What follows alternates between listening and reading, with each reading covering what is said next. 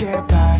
It resides between my eyes. Walked through the fire, came out better on the other side. See, life's like a beach if you find the same. And right now, I feel like 100 grand.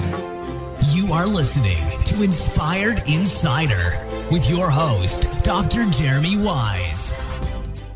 Dr. Jeremy Weisz here, founder of InspiredInsider.com, where I talk with inspirational entrepreneurs and leaders. And today is no different. I have Chris Madden of Matchnode and Seabums. And Chris, I'm going to formally introduce you in a second, but I always like to give other episodes people should check out of the podcast. So Andy Crestadino, which is a mutual friend, Orbit Media Studios.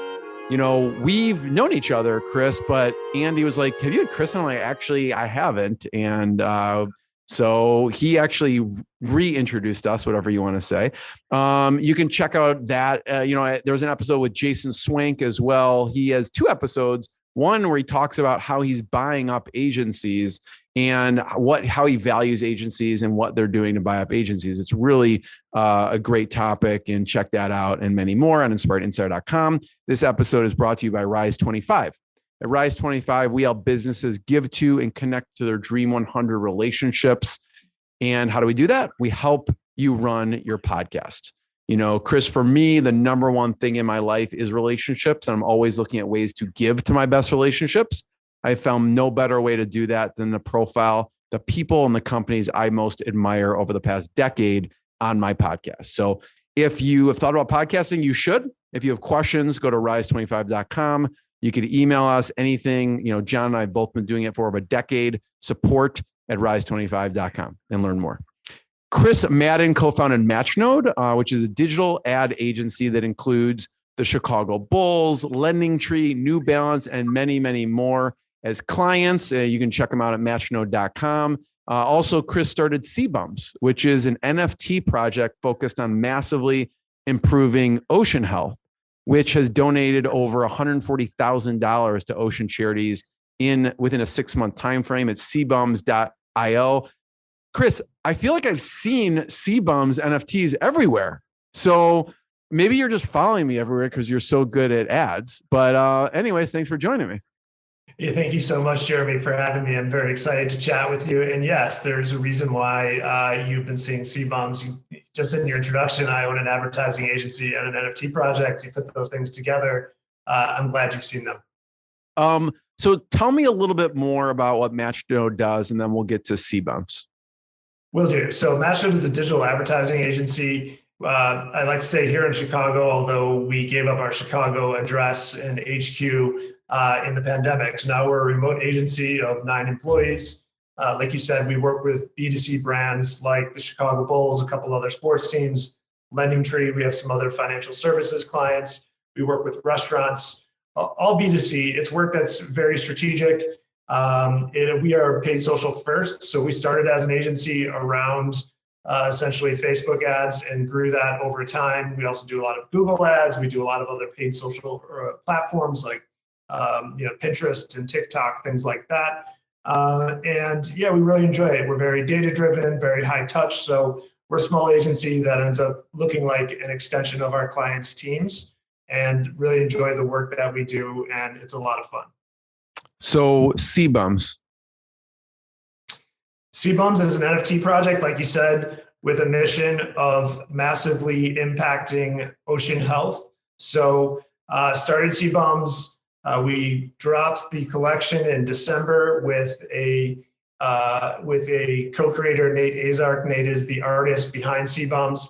And I've been in crypto as an investor and close watcher of the space for like 6 years. And I've been wanting really badly to dive deeper into crypto professionally. And as we'll touch on in this conversation, the things that are happening with Matchnode as a digital ad agency with certain clients that we have, the platforms that we work on, it was becoming clearer and clearer to us the way in which these digital experiences and services are moving. And so an NFT project where we got to learn a lot more about how all this is happening.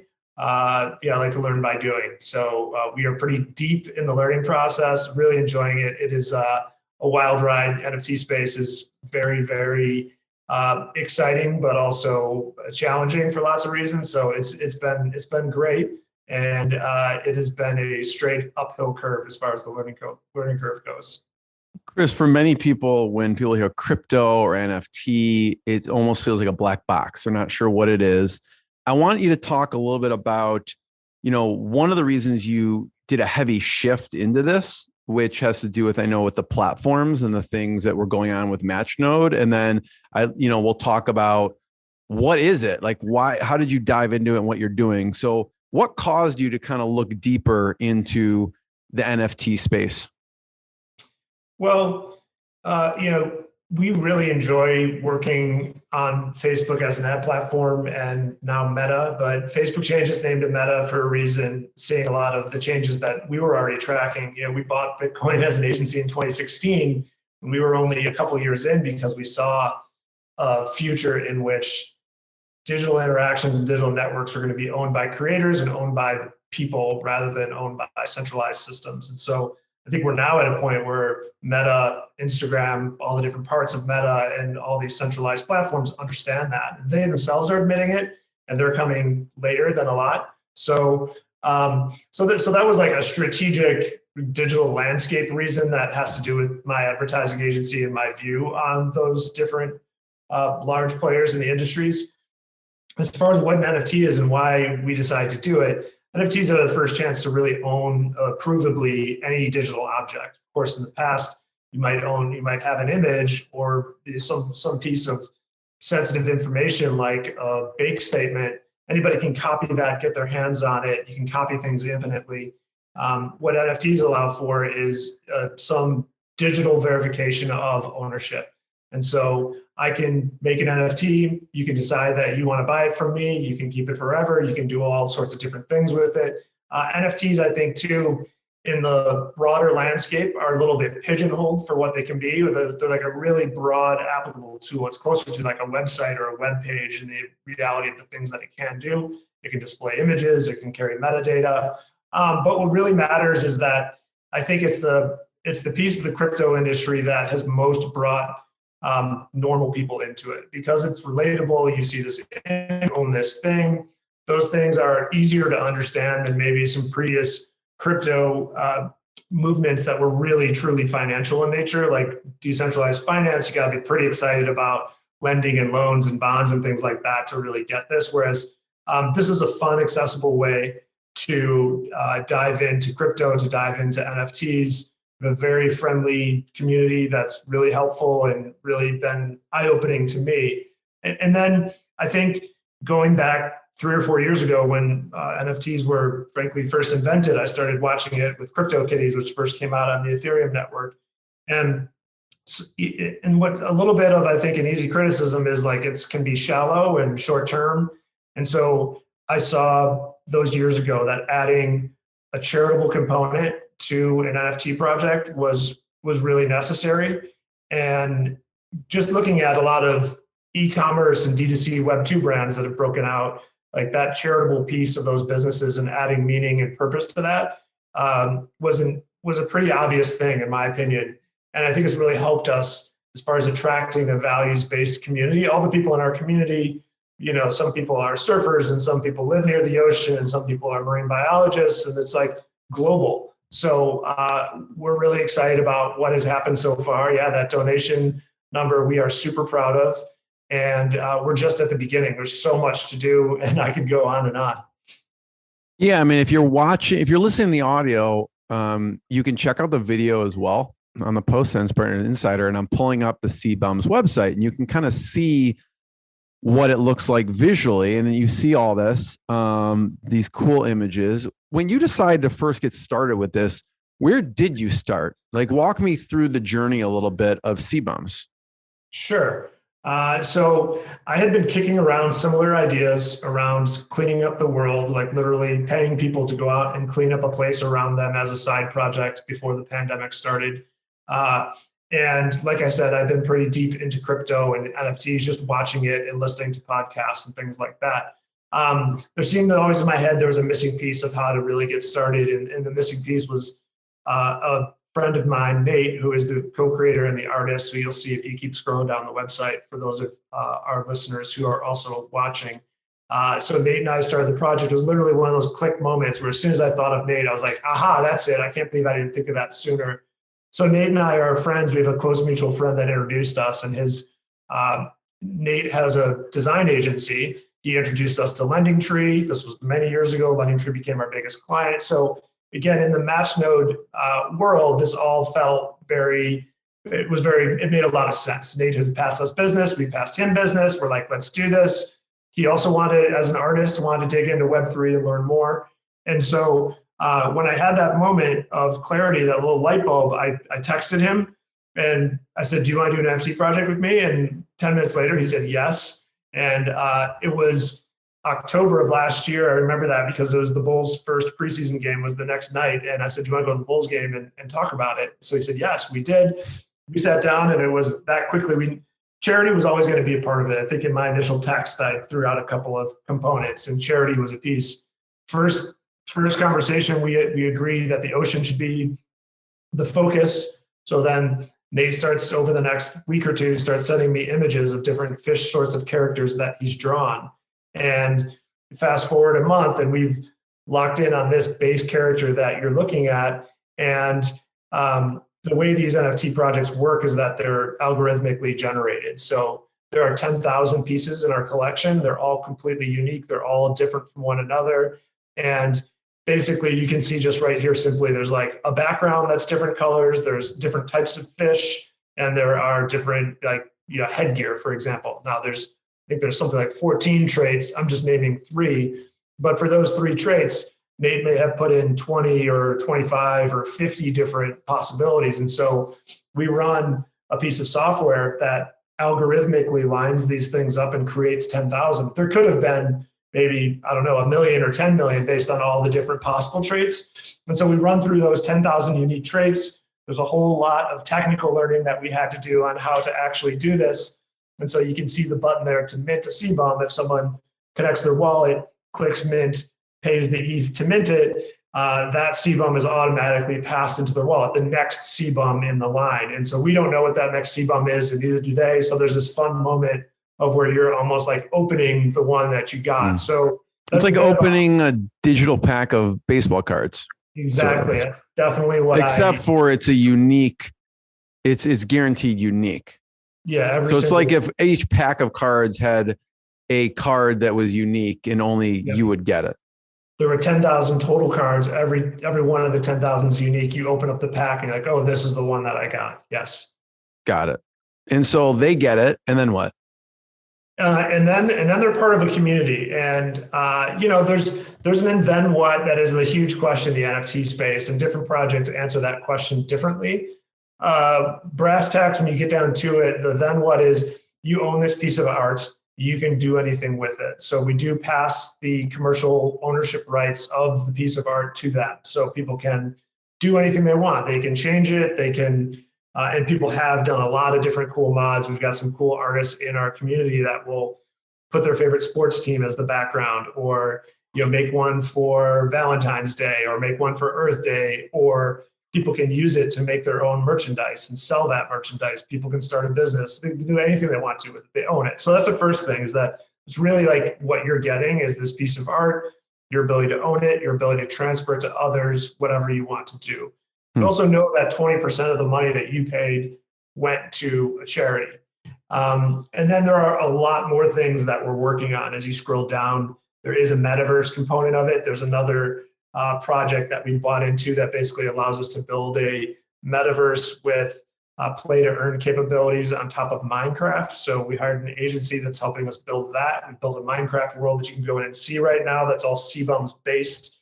And as the next piece of development finishes, we're going to be able to have like Seabums games. So if you own a Seabum, you go into our Minecraft world, you play this game, you'll get rewards like money. It's called the World's Token that this NFT project is launching. And so that token, then we give part of that to charity. And so these games are about cleaning up the ocean and things that fish would do to clean up trash. That's a virtual world. We have a very important real world piece of this, which is about cleaning up the ocean. So aside from the charitable piece that where we're donating money at the mint, there's also, we're doing, especially with the weather getting nicer, we're recording this in May. I live in Chicago. And it's not quite nice yet, but yeah. doing a lot of beach cleanups. So anybody who does a beach cleanup in past months, we've been changing the incentives, but we're giving people incentives to get outside and clean things up. So in the past, if you went outside and you cleaned up for an hour or two, and there's parameters and kind of details on what we're looking for. But basically, if you do before and after pictures, you do that 3 times, we send people Seabums. There's a specific kind of NFT that we're now giving out. And every time you do a cleanup in a month, you get entered into a raffle to now win a Seabum. So we've been adjusting what that looks like, but it's all these virtual and real world community building possibilities that are unlocked that all, again, lead back to this mission of improving ocean health. So people could win one of these Seabum MFTs for participating in the cleanup as well. Yes, absolutely. That's cool. I love that. Thanks. You mentioned the metaverse. So there's a lot of things. People may buy it because they want something cool. They want to change it. Maybe they want to make merch out of it, but they could also use it it's also being used in the metaverse. And so just explain a little bit of the metaverse. When I, and I don't know if I'm thinking of it properly, but I'm thinking of it like a virtual reality. I have an Oculus Quest 2, I put it on and I'm in a virtual reality game. And you can interact with different games. So I don't know if I'm thinking of it properly. What is the metaverse and how does that relate to the NFT? Good question. Like this discussion around what's the definition of a metaverse is a useful one just because it opens up the discussion of, I don't think there's a perfect definition, but there's like extremes, So I think of a metaverse as a persistent digital experience. And so that can be lots of different things.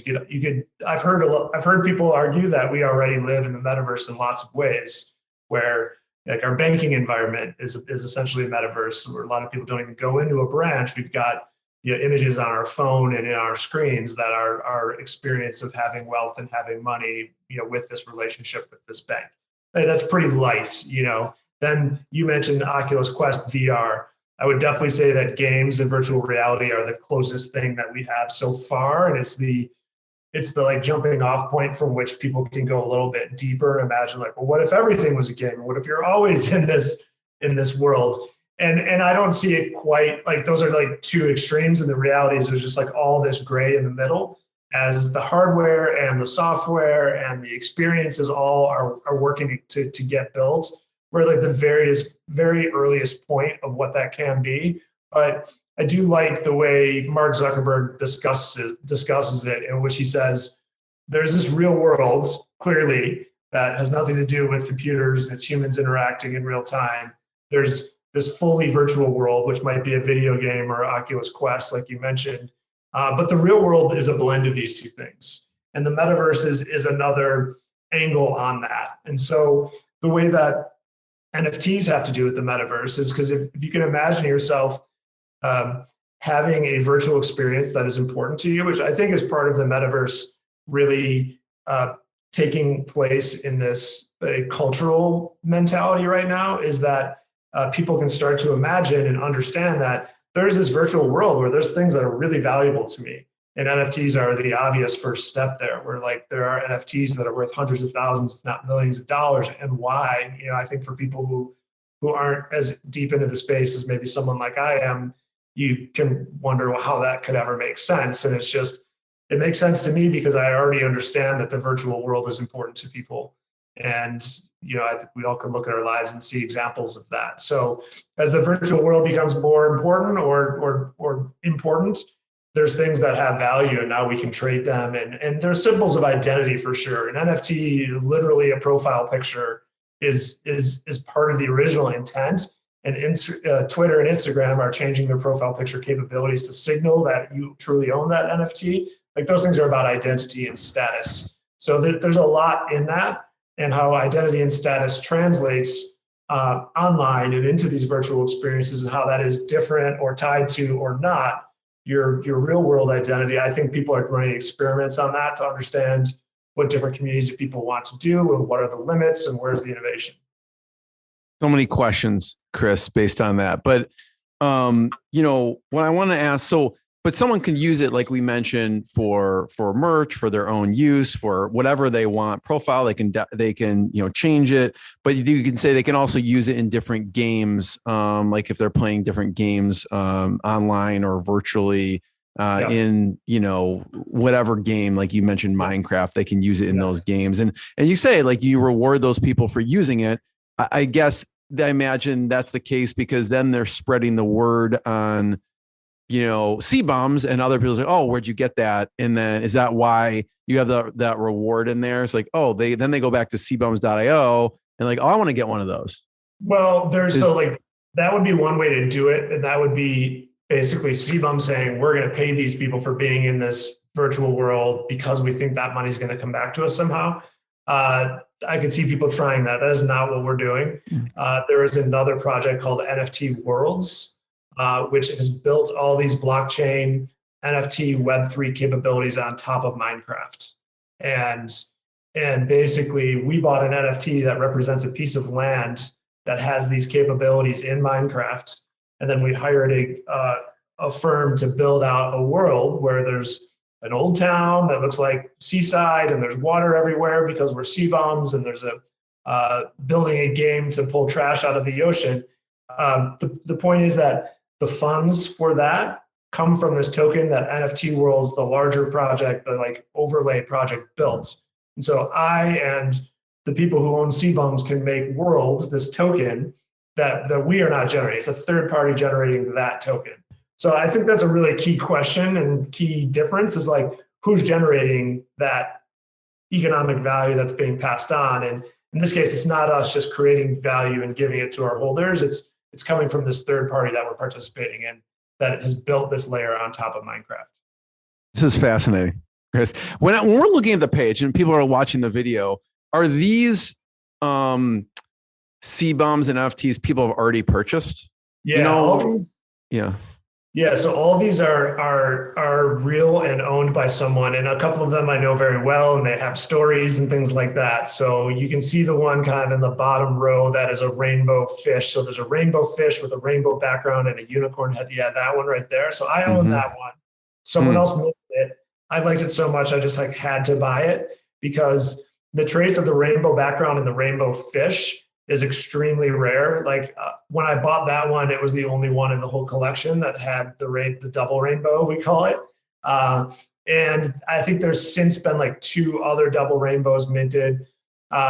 So the one right next to it that has like the wooden on the other side, that it's like looks like a wooden carving with like a yellow background. That is a 1 of 1, meaning that one was not generated with the algorithm we described. We took 4 very specific Seabums that the artist drew and put them into the collection that looked nothing like any of the other ones. So those would be among the most sought after. So yeah, those Seabums you're looking at are all real ones that people have purchased that are out in the world. And again, as I look at them, I can name a handful of like, I know who owns that one, I know who owns that one. And they do have stories, which is cool. In fact, that one of one I was telling you about, somebody minted it. It was a long time ago. Somebody minted it. People who knew and were watching very closely were like, oh my gosh, that's a 1 of 1. That's incredible. It looks amazing. And wow, how exciting. A person went and put an offer to buy it right away from the person who bought it, and they accepted it. They sold it. So they sold it for a very low amount, like the equivalent of was 0.06 ETH, and the mint price was 0.04. So on the order of like $180 at the time. And people were like amazed. So it was this huge, huge score. I felt badly for the person who sold it, but we never found out who they are. And so hopefully they don't know. But yeah, that's another interesting piece is the community and who buys them and who sells them and why. And yeah, there's stories behind so many of these already that I already, again, just looking at them, I know. Also, how do they confirm the owner? How does it work as far as just verifying the digital token of that NFT? Yeah, I mean, I think that's a good question that until I got as deep into this as I did, it's hard to discuss and hard to understand theoretically. And then as soon as you take that step of deciding to get into it yourself with, maybe $100 and an hour of time, you start to realize like, oh, I get it. Because basically you don't sign into our website here. You connect your wallet to Mint, and that wallet is something that's on your machine already because you own it. You might have drjeremyweisz.eth that you bought. It's like owning your .com, and that's in your wallet. And then you might say, I want to buy one. I've never bought an NFT before. I want to try it. And then so you buy one of these NFTs, you mint it. It shows up in your wallet. So if I'm like Chris, I want the rainbow on rainbow, right? And I'm going to send you this. And then there is like basically a digital stamp in your wallet that with that purchase, essentially. Yeah. There's definitely transaction information. And so because I own that double rainbow, you would have to buy it from me. And so I would have to agree with you on what the price is. And then we could do this on a platform generally, because generally it's like we don't know each other. And that's the point of crypto. We can transact without knowing one another and trust it. And so I could put this up for sale on OpenSea, or you could put a direct offer on it on OpenSea. In either case, we say, yes, that's the price. I click yes. It immediately leaves my wallet and goes into your wallet. And like, we can all see that. It's like, it was in my wallet 1 minute, I refresh, it's gone. Opposite for you. It's called an ether scan, which is like the receipt. So if you and I were, because we know each other, if we're doing a direct transaction, I generally don't recommend this, but we know each other. I would trust you. You would trust me. We could not use OpenSea, and you could just send me the ETH, and then I can just send you the NFT. And in both cases, we could send each other the ether scan link, which is a receipt. And it would say, from Chris's wallet to Jeremy's wallet, this thing was sent. This is the time that it was sent. This is how much gas we paid, et cetera. So yeah, that's what's really cool about it, is it is all completely tracked. And there's this idea about crypto that it's maybe sketchy or shady, or it's good for criminals. It's like really bad for criminals generally, because everything you do is tracked and publicly visible, at least on Ethereum. How did you decide on the pricing? As you could see, I don't know if you've changed it. As it gets popular, do you change this pricing? Right now, you could see it says mint to Seabum for 0.04 Ethereum. Yeah. So really good question. And so the way we set it up is that we cannot change the price. So 0.04 ETH is the price. And we set that price basically by looking at the market. This was in December, looking at the market of other projects. We always saw this project with the charitable element, with like friendly art. We always saw this as a project for people to come in to NFTs from the outside, potentially for the first time. So we want to make the price lower than most. Like certainly you'll see projects selling for 0.1 or much more for a lot of different reasons. What is equivalent today about what is 0.04 Ethereum? That's what's tough. That's what's tough. When we started the project, the price of the value of one ETH was $4,500. So 0.04 was $180. Now Ethereum's chugging along at $2,000. There's been a lot of tumult in the market. ETH is at $2,000. That's $80. So it adds a layer of complexity to our business for sure. But we're spending money on ads. We're doing other things marketing wise. We're paying different people. Generally, a lot of people want to be paid in ETH, and we're preferring that. But there is reason, of course, for us to spend US dollars in the business. And that has been a challenge, to be like, we just got a bunch of ETH, and like, when do we sell it in order to turn it into cash in order to pay our bills? It's like as if we need more complexity in entrepreneurship. But this is right. Talk about the physical component. I'm looking through here. I don't know if there is a physical one. I see this cool gold Seabum here, and this relates. I saw from the Chicago Bulls, right? I remember seeing, I don't know if Michael Jordan came out with something with, there was like a bull that had like 6 rings on its horns. What are the Chicago Bulls doing, or anyone else in this space with NFTs? Yeah, I'm excited to answer that question. If you scroll up to the top and go to the links, click on beach cleanups, and I'll describe some of our in real life stuff as I answer the Bulls question. And thank you. Yeah, thanks for asking. The Bulls are one of the clients of our agency. So Matchnode, my digital advertising agency, works with the Bulls to help them sell tickets, which is super fun. And we really enjoy working with them. And the first NFT I ever owned was summer of 2021, and the Bulls put out their first NFT project. So I was all in on this. client and now friend who works at the Bulls, Dan Moriarty, was putting this all together. And it was like a different part of my brain where I was like obsessed with NFTs and crypto. And then the Matchnode digital advertising part of my brain, I wouldn't say they're totally separate, but I didn't put them together too much. So see Dan, my client, work on NFTs on behalf of the Bulls. This was their first drop they did last year. And now subsequently, very recently, that they're doing another one. It was just continued to show me that this was something that like professionally I needed to move towards and wanted to move towards. So with the Bulls, if you have all 6, which no one really does, and you get the super special ones, you can be like, you get like a contract for a day and you get to sit on the bench. And so like they invite you into, the experience of the team. And I don't know that anybody actually has all 6 of those in that way, but there are different perks for if you have 1 or 2, depending on which ones you have, you might get tickets to a game. Here, aside from the Metaverse piece I was describing before, we've really focused on getting people out and helping to clean up beaches and waterways. So of course, not everybody lives near a beach or can get to one, but most people live near some body of water that ultimately empties to some other body of water that ultimately empties to the ocean. So anyone that wants to go out and do a cleanup, it's usually about a 2-hour cleanup. There you go. I have those. I think I have 5 of those. What do you have? I have 5 of the 6. What I don't have is if you scroll down, I didn't get the Seattle one. So I didn't get that one right there. I have 4 of the 6. I didn't get the Seattle one. I didn't get the first one. So if you get all of them, you get some kind of cool special experience. Yep. And see, there you go right there. Like Bull for a Day would be the legendary, if you scroll down, those challenges, rewards. So yeah. That's cool. So basically we as project owners get to decide. You mentioned the Seabums NFT that was gold encircling.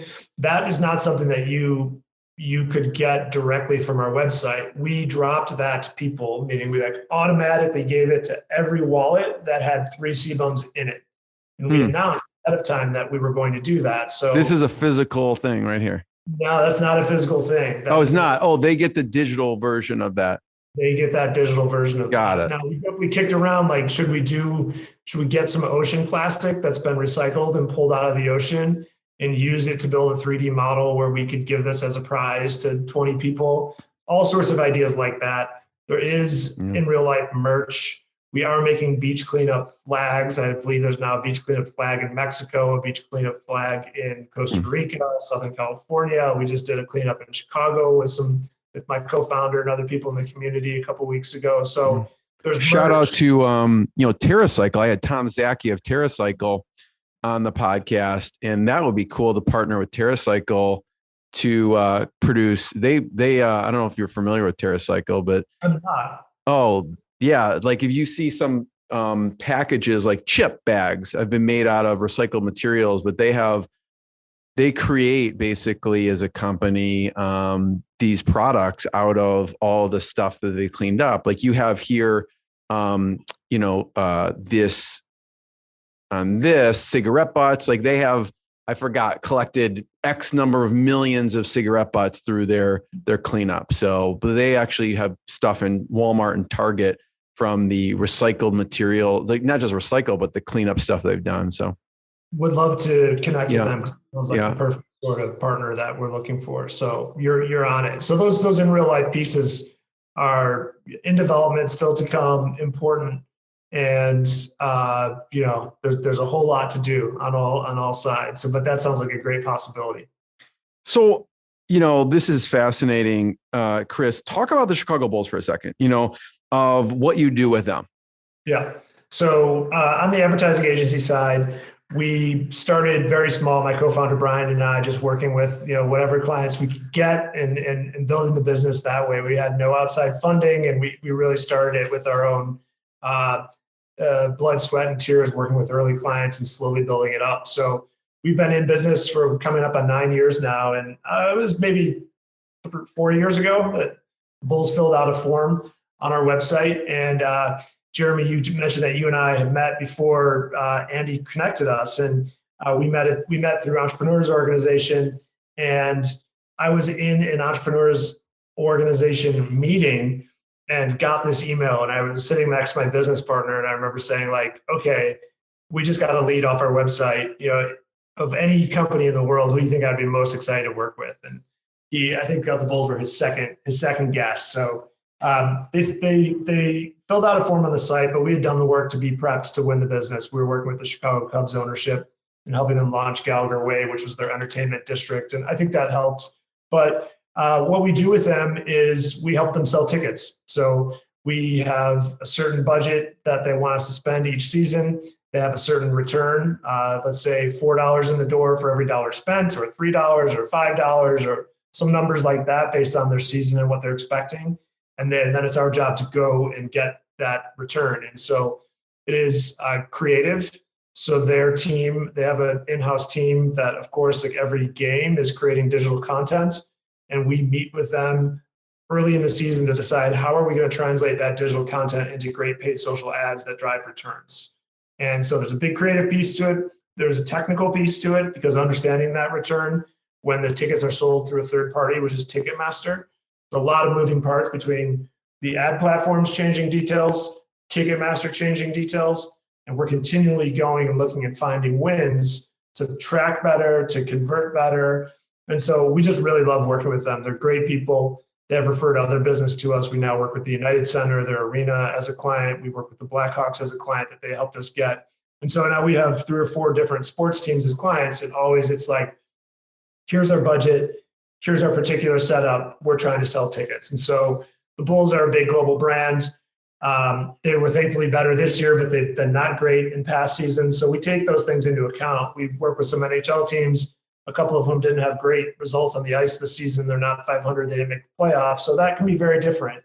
And we're marketing, family night at the arena or different promotions they might be doing. There's like pro sports have like lots of different theme nights. And so those things become some of the things that we promote to try to bring people out, if it's not just about having the best team in the league that season.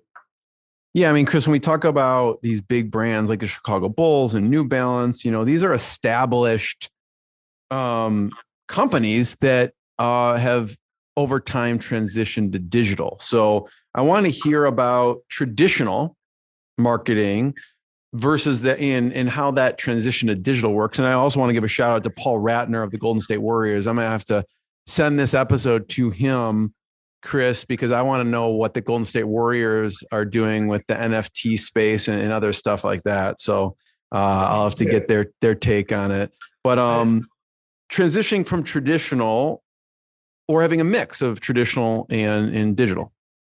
Yeah, good question. I know Steph Curry owns at least one NFT because I'm in the same project that he is in, but as is Dan Moriarty. So I definitely got some tips on NBA players buying into projects, and it's a basketball game.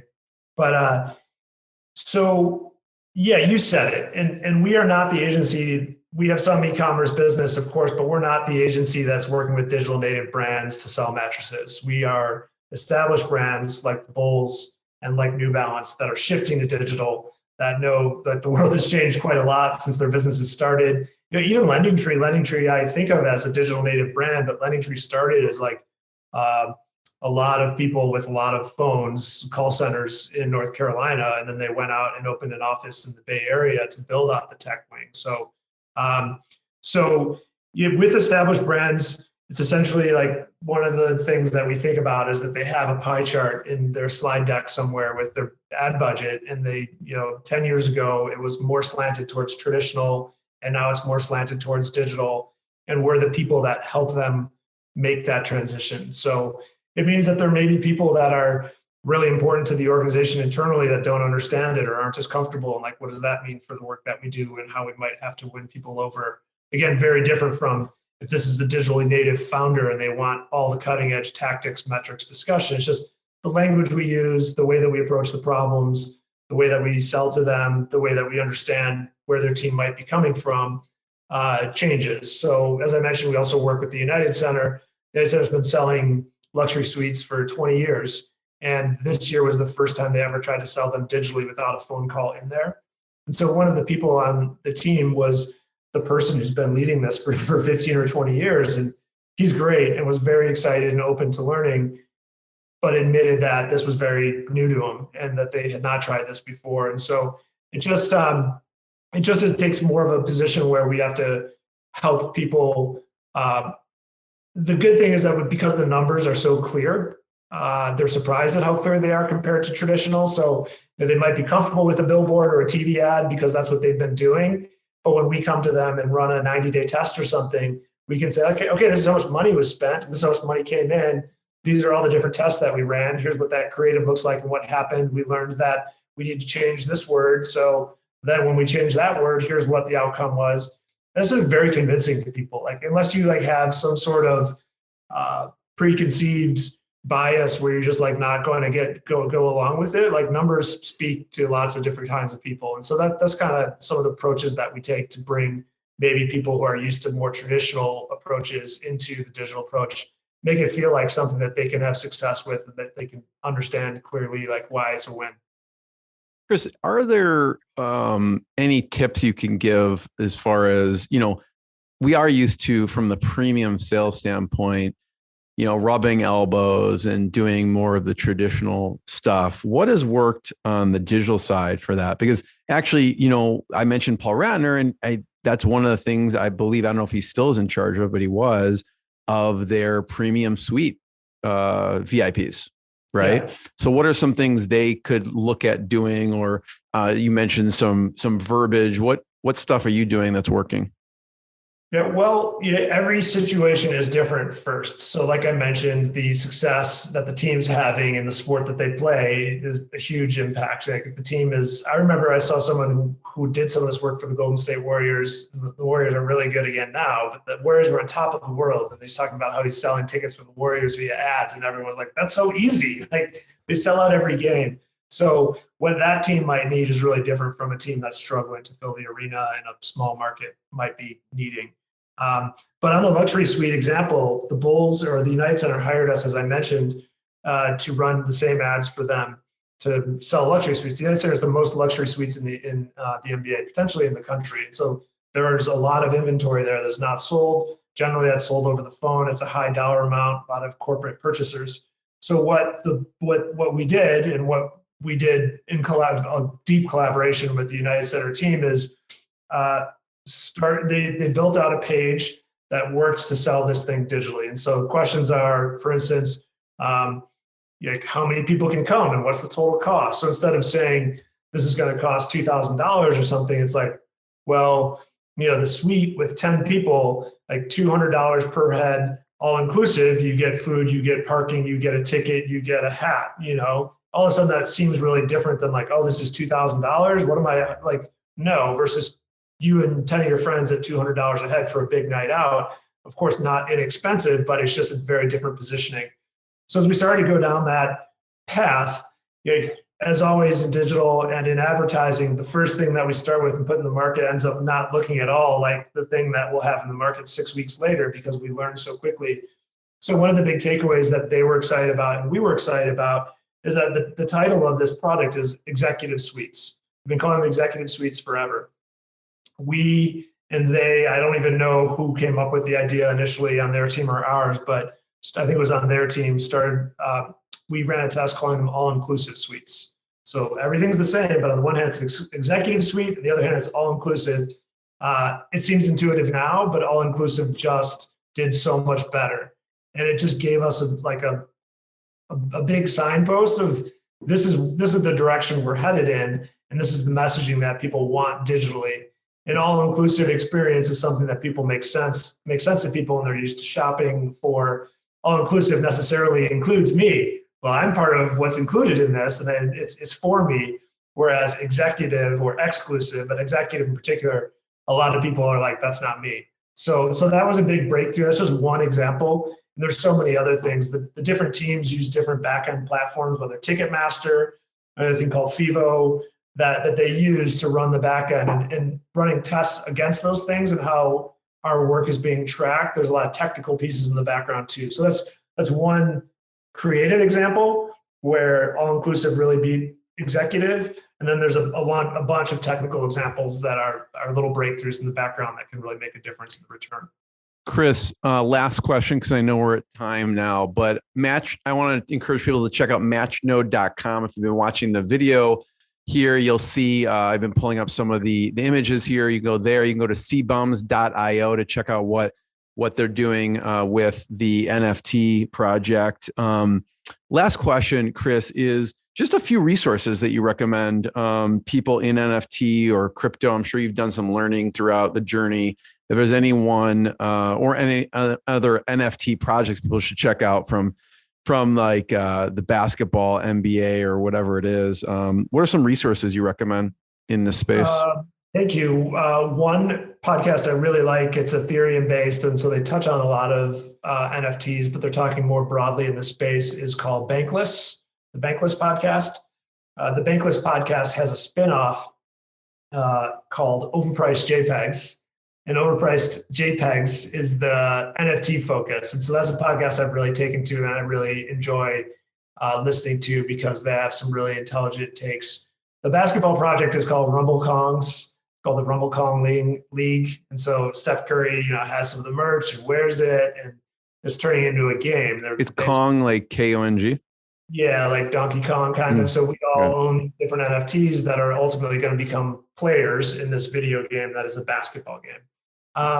But I'd also point people to, like, if you're looking for more philosophical, deeper first principles thinking around crypto and like why does all this matter?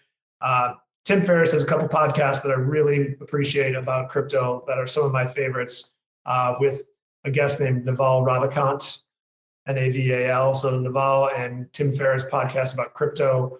One with Nick Szabo, which is like really deep on the purpose of money and the idea of money historically, and why these changes are happening now and why they matter and why they can reorient the world for good, which is really why I'm in crypto, is because I really believe these systems have huge possibility to help our societies be better structured with better incentives. And then the other Tim Ferriss podcast would be, again, with Naval and Vitalik Buterin. Vitalik is the founder, or one of the creators of Ethereum. And I really admire him. I admire the way he thinks and writes. So Tim Ferriss with Naval Ravikant and Vitalik Buterin is amazing. So there's a bunch of podcasts right there. Hopefully that wasn't too.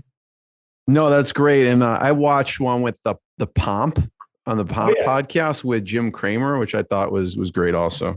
Yeah, I like the Pomp Pod for sure. I've listened to many of those. I appreciate Pomp and his energy and his talents for sure. He's a great, I think, evangelizer for the space. He's so hardcore Bitcoin. I love Bitcoin. Bitcoin's what started it all. I'm happy that Bitcoin exists. It was necessary. I own some of it. I believe in it long term. I'm skeptical of people who are overly certain about, which one's going to be the winner of this or that. Now, that said, I have my own biases and beliefs, but I wish Pomp was a little more open to things beyond Bitcoin. Chris, I want to be the first one to thank you. This was fantastic. Everyone check out more episodes. And Chris, thanks again. Thank you so much. Truly appreciate it, Jeremy. Thanks for having me. What I got, you can't buy. It resides between my eyes. Walked through the fire, came out better on the other side. See, life's like a beach if you find the sand. And right now, I feel like $100 grand.